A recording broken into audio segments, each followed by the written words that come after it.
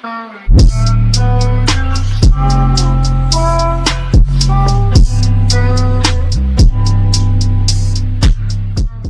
so much to untangle about the bombshell revelation of the 1996 sexual assault indictment against new Lions head coach Matt Patricia. The Lions, Patricia, the NFL and the Patriots, his former, long-time employer, only entangled it more in the first 24 hours after the Detroit News Wednesday night report. But start with this, and just try to disprove it. If 2018 head coaching prospect Matt Patricia were 2018 draft prospect Matt Patricia, his name would be yanked off the draft boards of multiple teams. They'd hear, they'd dig around, they'd know, they'd debate, but a bunch of franchises would decide they want no part of him. Yet Patricia is, in fact, a head coach, will remain the head coach, and if there are any consequences at all, they won't be to his employment or the trust of his employer. More, Cowboys Randy Gregory to file for NFL reinstatement. This is a league that reacted to a 30-second Twitter video of Laramie Tunsil smoking weed minutes before the start of the 2016 draft by passing on him over and over until he'd plunged out of the top 10. That was for something teams found out about at the last second.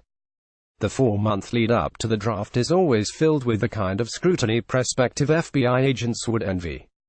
The justification for the excessive intrusions, including the questions about sexual preference and about whether the mothers are prostitutes, is the incredible investment teams are making in these picks. From no. 1 overall, Baker Mayfield reportedly was followed by a team-hired private investigator to the undrafted free agents.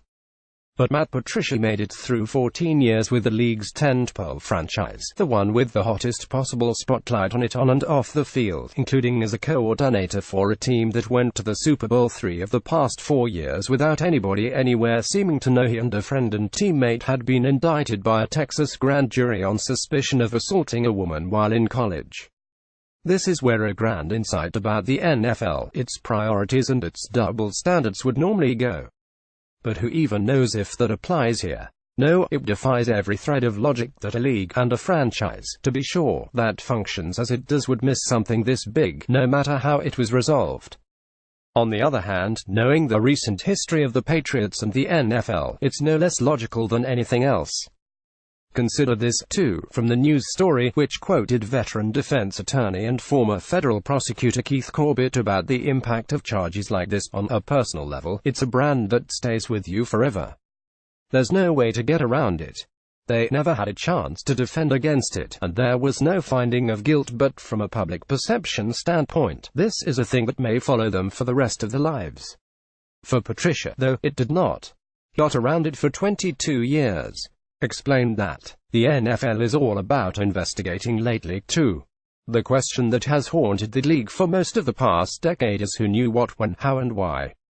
Deflategate, Spygate, Bountygate, Ray Rice, Greg Hardy, Adrian Peterson, just to name a few, and just to remind all that a couple involved allegations of violence against women. Still others involved the Patriots of Patricia and Bob Quinn, the Lions general manager who hired him and who paid his dues under Bill Belichick in New England. Teams, owners, executives and commissioners make decisions all the time about what they'll accept, reject, overlook and deny. They do it constantly with players. Again, the Patriots are an example. When Aaron Hernandez slid down the board in the 2011 draft because of well-known behavioral red flags in college, the Patriots caught him in the 4th round.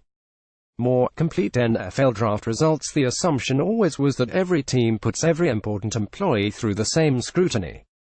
Patricia came in as a low-level offensive assistant in 2004. He was promoted along the way.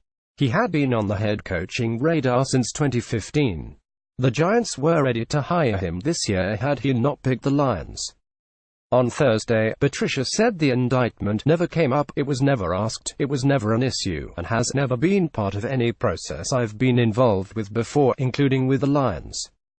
The team, for the owner down, said it never came up in the background checks or their interview, from them or from him. Belichick released a statement echoing the same about his Patriots tenure. Never came up. A felony indictment, in which, to be crystal clear, the charges were dropped. This is not about his guilt or innocence, at least not right now.